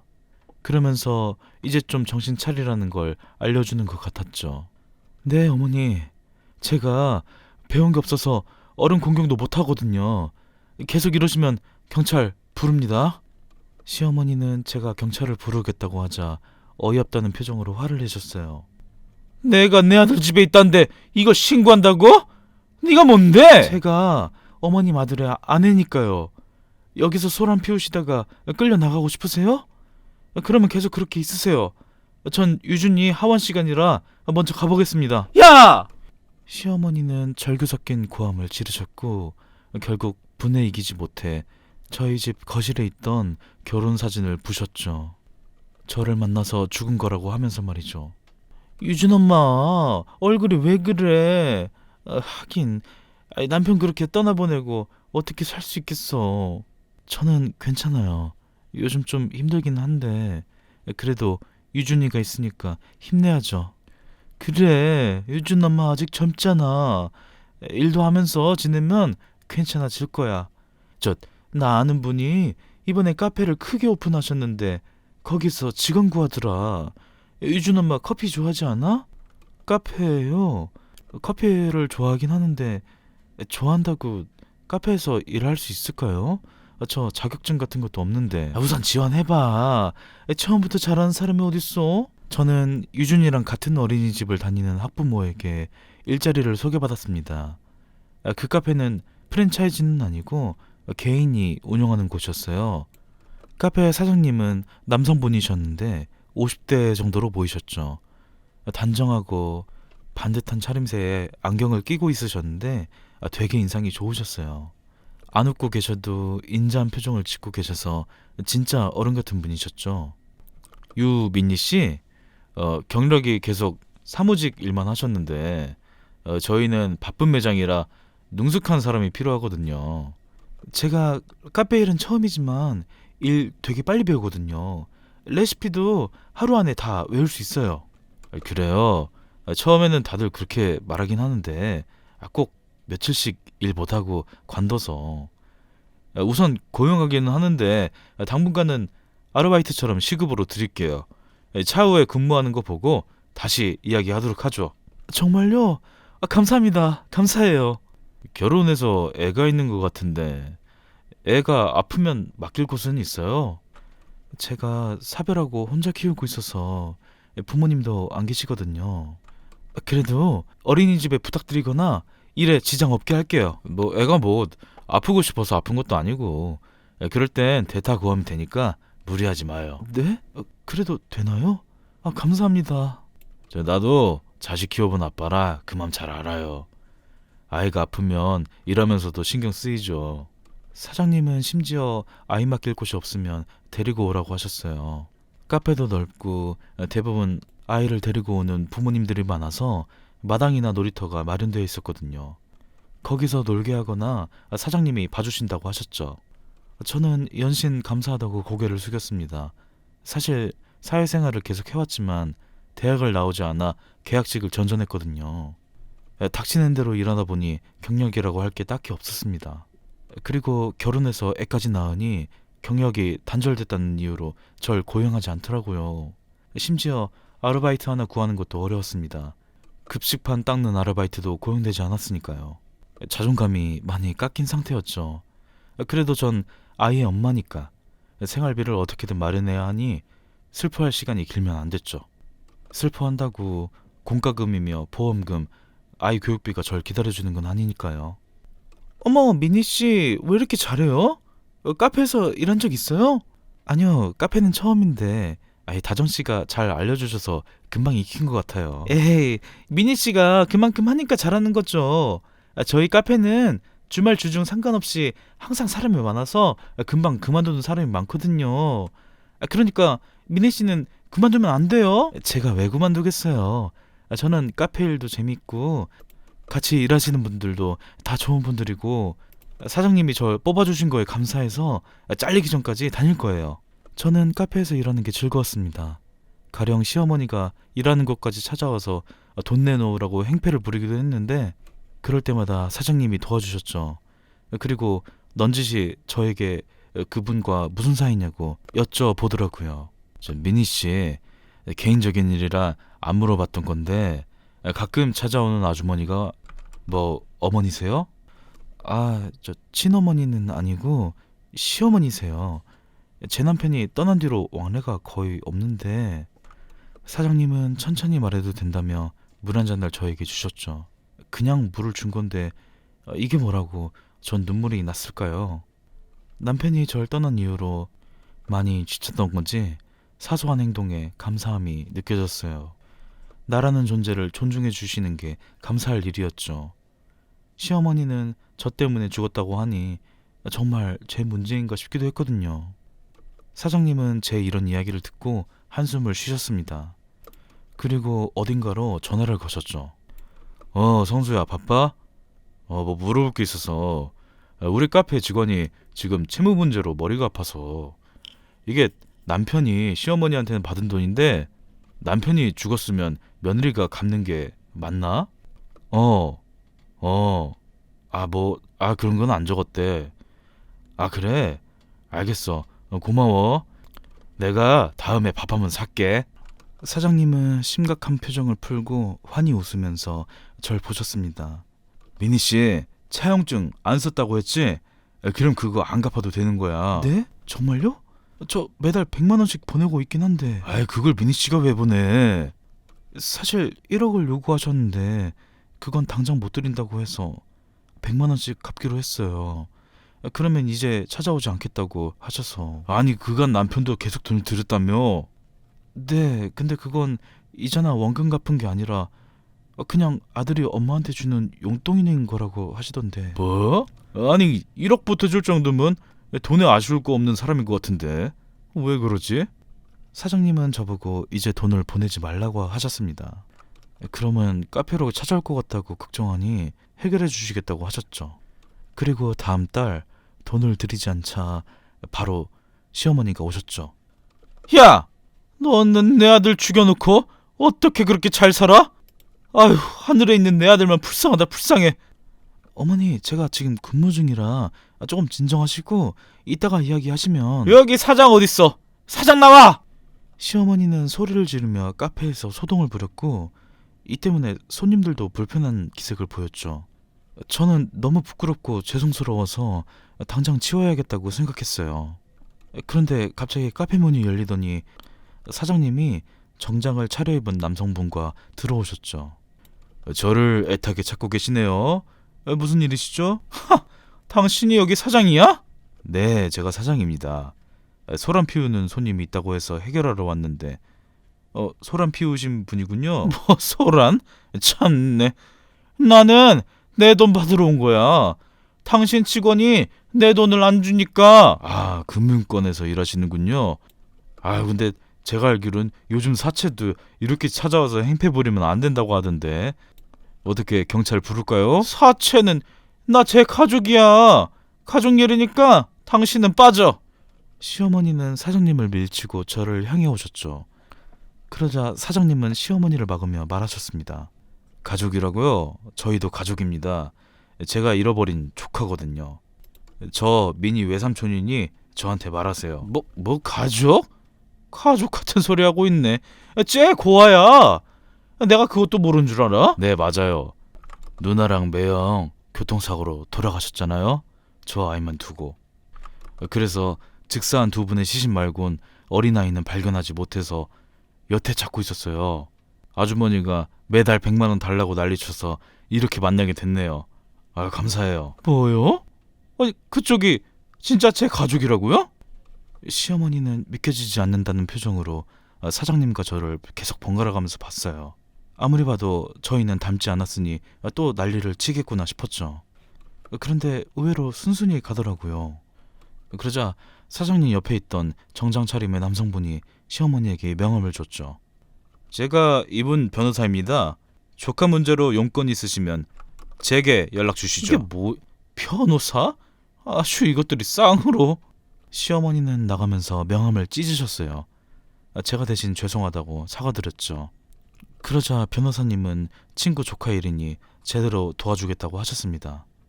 저는 지금이라도 다 사장님의 거짓말이라고 말하려는데, 미니씨, 잠깐 나랑 얘기 좀 할까? 카페에서 이런저런 소란이 있으니 결국 날 자르는 건가 싶었습니다. 뭐 잘라도 솔직히 할 말이 없었죠. 사장님, 정말 죄송해요. 저 잘라줘도 할 말 없어요. 내가 미니씨를 왜 잘라요? 내 조카인데. 네? 사장님, 그건 아까 그냥 지어내신 말이잖아요. 내가 친자 검사까지 했어요.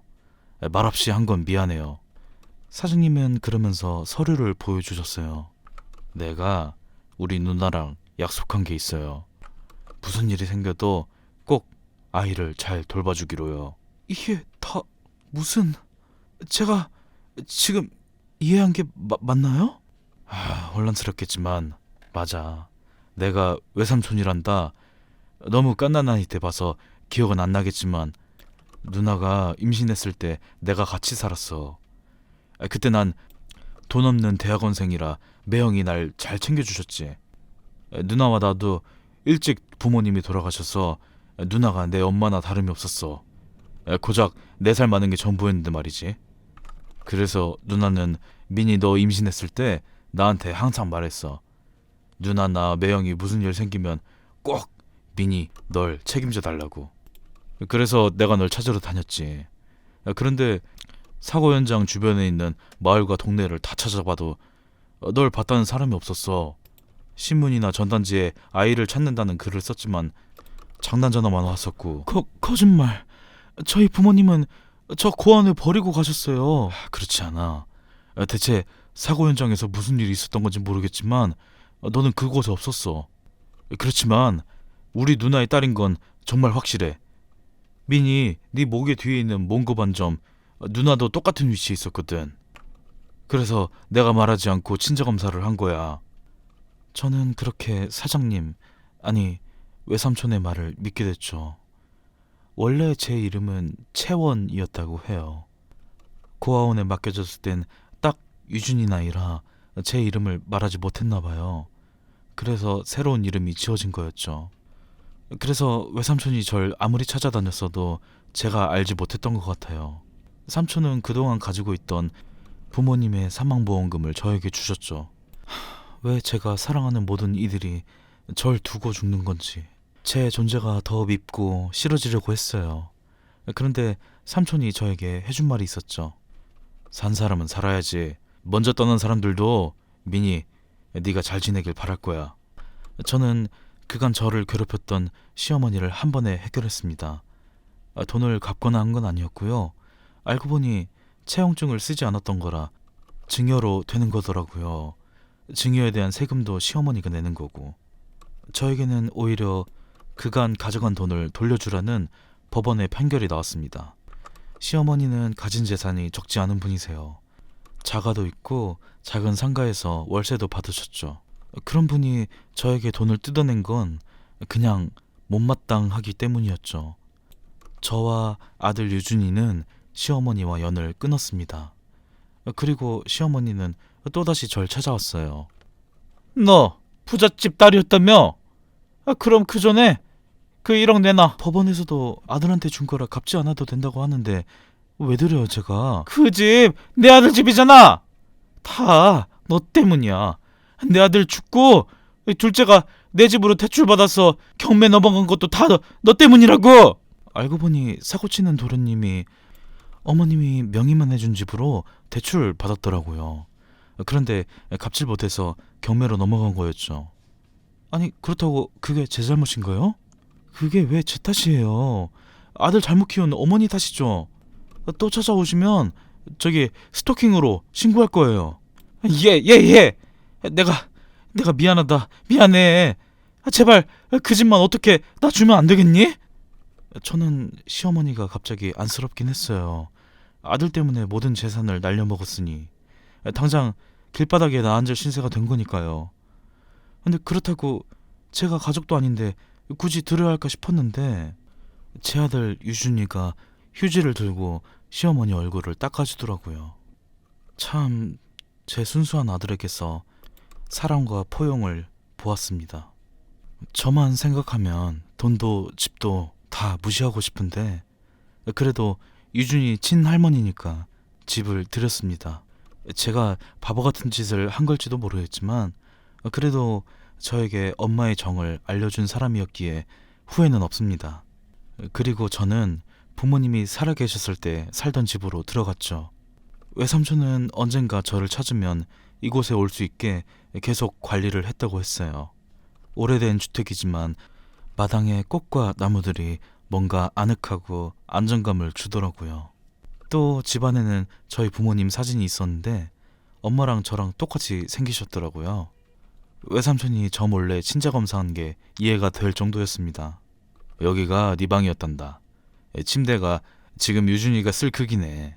방은 햇빛이 잘 드는 곳이었고 서랍과 아기 침대 그리고 장난감이 정돈된 공간이었습니다. 사랑으로 가득 채워진 곳이라는 게 바로 느껴졌죠. 기억나진 않지만 정말 절 많이 사랑해 주셨네요. 그럼 누나가 너 임신하고 나을 때까지 여기 방에 있던 모든 책을 다 읽어줬어. 정말요? 나도 유준이한텐 그렇게까지 못해줬는데. 미니야, 내가 너 늦게 찾아서 정말 미안하다. 넌 충분히 사랑받고 자랐어야 했는데 이게 다 내 탓이야. 외삼촌은 사고가 난 이후 절 찾으러 전국을 다니셨대요. 그런데도 찾지 못하자 거의 포기하셨었고 그래도 사고 현장은 제 생일 때마다 가봤다고 하셨죠. 저는 엄마 아빠가 있는 납골당에 가서 처음으로 인사드렸죠. 엄마, 아빠, 저 많이 컸죠? 아이도 있어요, 손자. 유준이, 나랑 많이 닮았죠? 거기는 살만해요? 나 잘 자라고 있는지 다 보고 있었죠? 난 버려진 자식이라고 생각해서 원망했었는데 미안해요. 내 남편도 거기 있으니까 잘 챙겨줘요. 그리고 가끔은 내가 잘 지내나 한 번씩 봐줘요. 납골당에서 엄마와 아빠 사진을 어루만지니 눈물이 저절로 나오더군요. 저는 현재 삼촌의 지원으로 대학교를 다니고 있습니다. 카페에서 일하면서 커피에 흥미가 생겼거든요.